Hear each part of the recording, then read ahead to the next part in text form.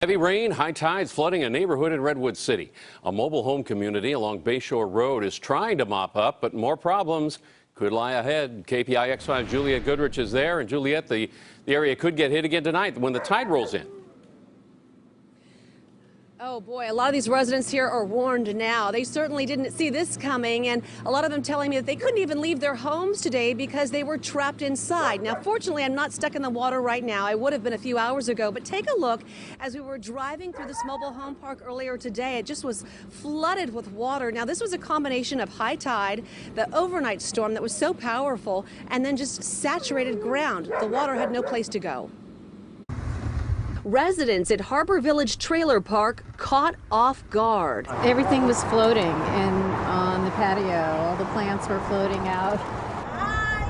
While some were stuck in their homes because of the water, others were right out in the middle of it.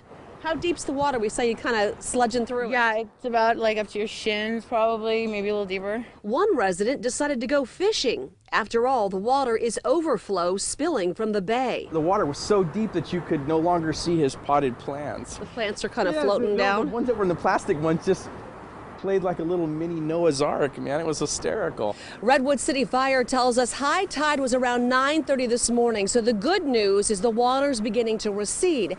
However, come tomorrow, high tide is at 10 a.m. and it's expected to be higher. 8 feet 7-inch tide at 10 a.m. will be even higher. Uh-oh.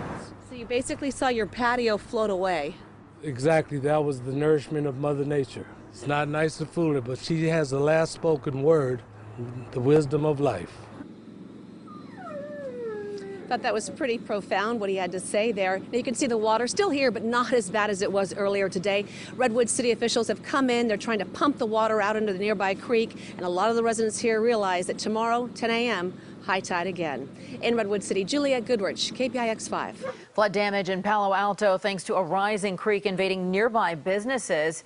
KPIX 5's Ken Bastida is monitoring the situation for us. Ken? Yeah, Veronica, the San Francisco Creek is expected to reach at least 90% of its capacity, and it's already spilling over its banks into some buildings there. This video was shot this afternoon near Pope Street and Chaucer Street, and you can see the water has risen up over the sidewalks there right into one body shop. That business and a couple of other buildings tried their best to block the flood out with sandbags, but the water was no match there. Well, it's kind of slowed down everything right now. We're trying to paint cars, and we have water coming in the shop in the back. Well, the shop owner says that some of the flood water is actually coming from a bridge project that he says Caltrans has not finished. Here's another view of the San Francisco Creek from East Palo Alto. Check out all the debris piling up along the bridge there. East Palo Alto police posted the video, and you can see they had to bring in some heavy equipment to get the debris out of there to keep that water from going up over the bridge.